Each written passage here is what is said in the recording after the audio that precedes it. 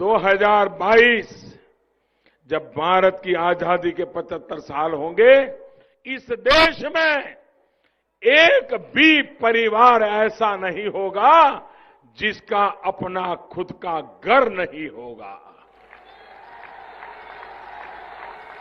देख रहा है विनोद कैसे 2022 में हर सर पर छत देने की बात को हर घर तिरंगा की पैकेजिंग के पीछे छिपाया जा रहा है। तुमको घर मिला विनोद?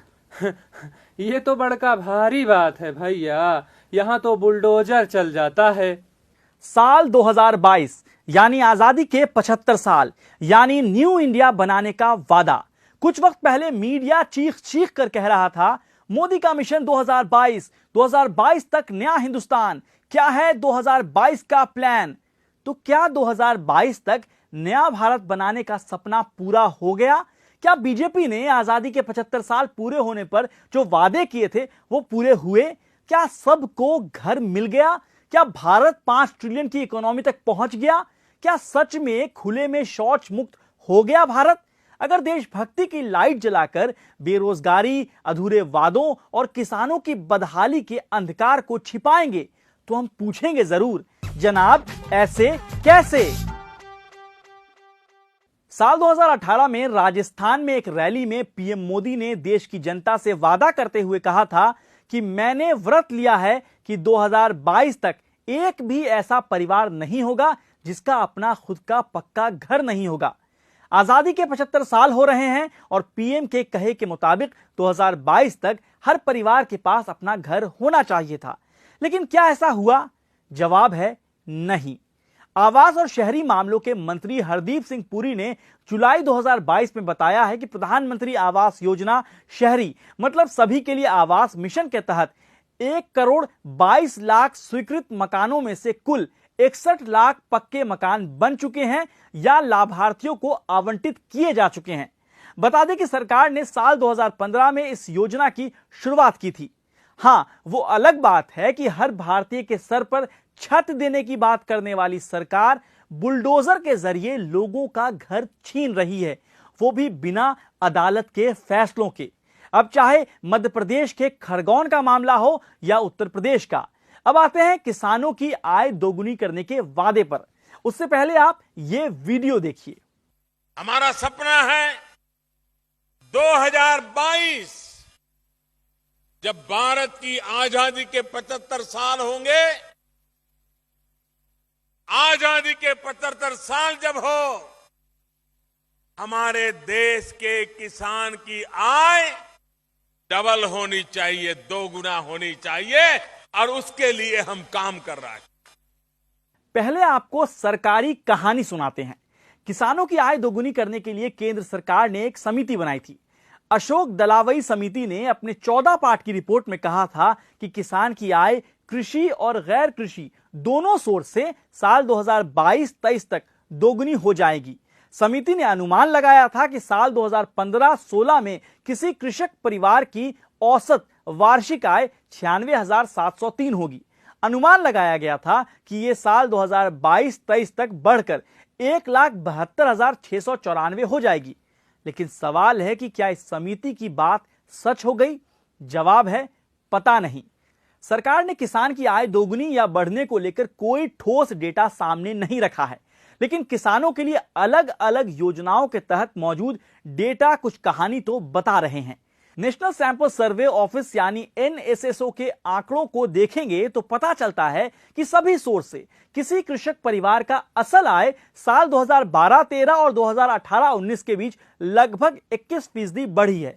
इसका मतलब यह है कि वास्तविक रूप से सिर्फ 3.5% या इसके आसपास की औसत सालाना बढ़ोतरी दर रही। किसानों के इनकम डबल तो दूर की बात हो गई, गरीबी और कर्ज के कारण किसानों की आत्महत्या जारी है और सरकार के सांसद इस पर झूठ बोल रहे हैं, वो भी संसद में।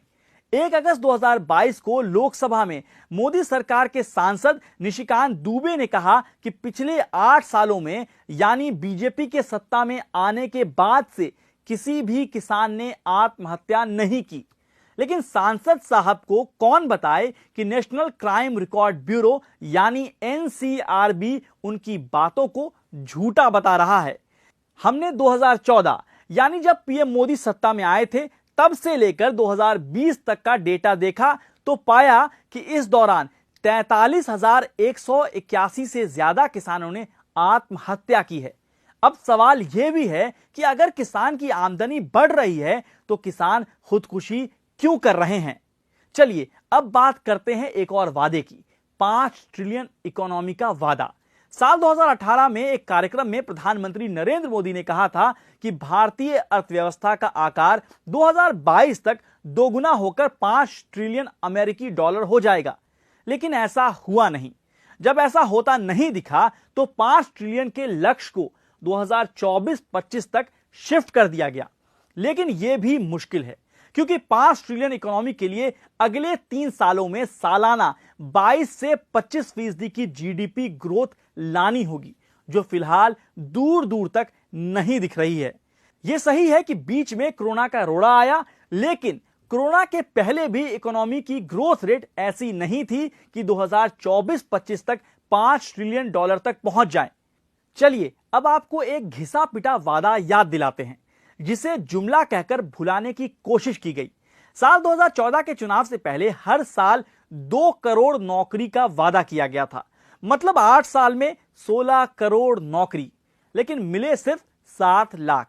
केंद्रीय कार्मिक राज्य मंत्री जितेंद्र सिंह ने जुलाई 2022 में लोकसभा में दिए एक लिखित जवाब में बताया है कि 2014-15 से 2021-22 के दौरान केंद्र सरकार के अलग अलग विभागों में 7,22,311 लोगों को नौकरी दी है। वहीं केंद्र सरकार की नौकरियों के लिए आवेदन करने वालों की संख्या 22 करोड़ से भी ज्यादा रही। आपको यह भी बता दें कि केंद्र सरकार के कई विभागों में 1 मार्च 2022 तक 9,79,000 पद खाली थे। जी हां, 9 लाख से ज्यादा पद खाली हैं। अब आपके किचन में चलते हैं और पता करते हैं कि सरकार आखिर पका क्या रही है। मोदी सरकार ने उज्ज्वला योजना के अंतर्गत मार्च 2022 तक वंचित परिवारों को 8 करोड़ एलपीजी कनेक्शन जारी करने का लक्ष्य रखा था, जो कि सरकार ने सितंबर 2019 में ही पूरा कर लिया। 2016 से 2022 अप्रैल तक मोदी सरकार ने उज्ज्वला योजना के तहत 9 करोड़ मुफ्त रसोई गैस कनेक्शन बांटे हैं। इस बात पर सरकार की पीठ थपथपानी चाहिए, लेकिन यह शाबाशी फिलहाल फीकी पड़ गई है क्योंकि केंद्र सरकार ने संसद में बताया है कि पिछले 5 सालों में प्रधानमंत्री उज्ज्वला योजना के 4 करोड़ 13 लाख लाभार्थियों ने एक बार भी सिलेंडर रिफिल नहीं कराया है। वहीं 7 करोड़ 67 लाख लाभार्थियों ने सिर्फ एक बार सिलेंडर भरवाया है। चलिए अब आपको एक और मुद्दे से मिलवाते हैं, ओपन डिफिकेशन फ्री भारत यानी खुले में शौच मुक्त भारत।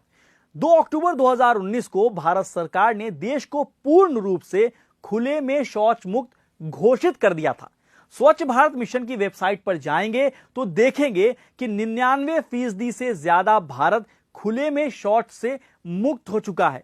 लेकिन बिहार से लेकर उत्तर प्रदेश के गांव के किनारों की सड़कें और खाली मैदान इन दावों की पोल खोल देंगे। चलिए अब आपको एक और वादा दिखाते हैं। 15 अगस्त 2019 को लाल किले की प्राचीर से पीएम मोदी ने कहा था कि हम सपना देखते हैं कि आजादी के 75 साल हो तब हिंदुस्तान के हर गांव में ऑप्टिकल फाइबर नेटवर्क हो, ब्रॉडबैंड की कनेक्टिविटी हो। तो क्या यह सपना पूरा हो गया? ट्राई की report the Indian telecom services performance indicators जनवरी मार्च 2022 के मुताबिक भारत में 824 मिलियन इंटरनेट सब्सक्राइबर हैं, यानी देश की 59% आबादी इंटरनेट का इस्तेमाल करती है। वहीं बिहार में 48% आबादी के पास इंटरनेट कनेक्टिविटी है। एक सवाल और है, क्या गंगा साफ हुई? जवाब है पता नहीं। बुलेट ट्रेन अब तक अपने स्टेशन पर नहीं पहुंची है। तो कुल मिलाकर आजादी के अमृत महोत्सव पर देश अधूरे वादों का विष पी रहा है। देशभक्ति को सिर्फ नारेबाजी और प्रतीकों में समेटा जा रहा है। तिरंगा फहराएं, फहराना ही चाहिए, लेकिन असली आजादी का जश्न उस दिन मनेगा जब उस झंडे को थामने वाले हाथ मजबूत होंगे। हर घर तिरंगा फहराने की अपील तब पूरी होगी जब हर भारतीय का घर होगा और उसमें खुशहाली होगी। आजादी के 75 साल पर 75 तरह के वादे फिर शायद किए जाएं, लेकिन उन वादों को अगर पूरा नहीं करेंगे तो हम पूछेंगे जरूर, जनाब ऐसे कैसे।